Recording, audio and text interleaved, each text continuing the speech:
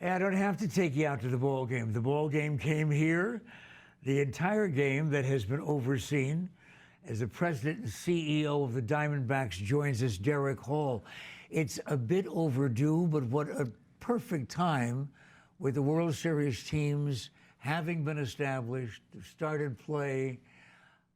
What do you think the television executives that are carrying Philadelphia and Houston when they were expecting New York and Los Angeles? They were hoping Yankees Dodgers for sure. I hope the ratings are going to be okay, but it has been far too long, Pat. Thanks for having me on. And you know what you ought to do? We ought to make a promise that anytime we have a losing season, I come on right afterwards. I'd see you every year. Get up, fine, right? So he does stand up as a result of being a broadcaster before he went legit and became an executive in baseball, but an executive who has been honored with national awards, state awards, county awards, baseball awards. You have gotten everything that I can think of other than the Croix de Guerre from the French Foreign Legion. I want to know from you, here's something I've never asked you. Yes. What one of those remarkable numbers of honors do you want your kids to tell their kids when they have kids? What would Grandpa's most prestigious honor be when it comes to the kids? I think probably there's a couple of ways to answer that. Personally, when I was inducted into the Arizona Sports Hall of Fame, that's an honor. And I love this state so much, and I love this market so much. For me to be with some of those other names, and especially names from our own place, like Randy Johnson, Luis Gonzalez, Joe Garagiola Sr., Roland Heeman, great names. I don't belong in that Hall of Fame, so I still it's pinch me moment. There's no room here for humility. Okay, Continue, you're right. Please. But I think more importantly for me, it's the fact that year after year we get best places to work, because that's not about me. That's about our culture. It's about our employees, who we call team players. It's because of them and the culture that they've created. I want my kids, my grandkids, their grandkids to create a very similar culture that we have, that our employees have been empowered to create. Diamondbacks are recognized, as I just said, by so many people for so many different things. One of the things that I have to acknowledge, however, isn't very positive, and that is the tragedies that have existed in the organization, which brings me to this question. How are you? I'm doing great. I'm doing very well. Thank you for asking. My wife's doing great. Amy's good. We're all healthy, happy. We just need to bring another winner to our fans, and I'll be even better. Because, as you know, I don't like to lose. And 2 years ago, we only won 52 games. This year, we win 74. That's a 22-game, obviously. Do the math. 22-game improvement wins. That's great, but we got to get back to the playoffs. Our fans deserve it, and that'll make me feel even better. Okay, so the World Series now is a reality. I want to know about when it comes, and it will, when it comes here, as it has in that remarkable season with the Yankees that no one will ever forget. Yeah.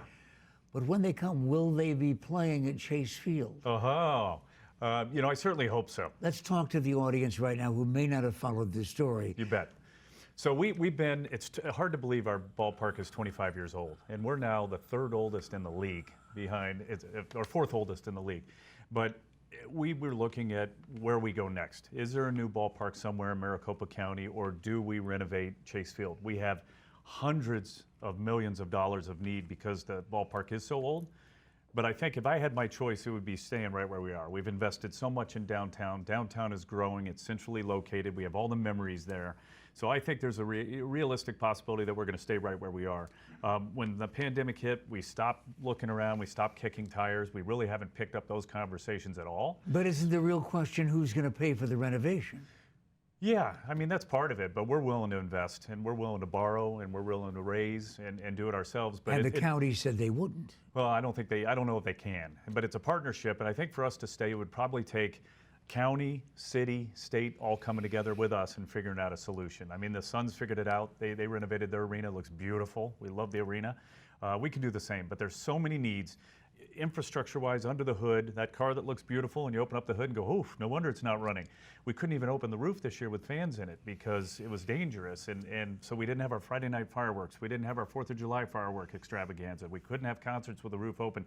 we have to get that ballpark functioning like it always did and bring it up to code when it comes to state of the art, what we need. Club areas, the way people like watching ball games now is not just 50,000, fixed seats. But I have to ask you, we've both been music guys. Is the stadium going to be ready? Is Chase Field going to be ready for Elton John? Oh yeah, it's ready for Elton John, and we have 2 nights of Elton John. I can't wait.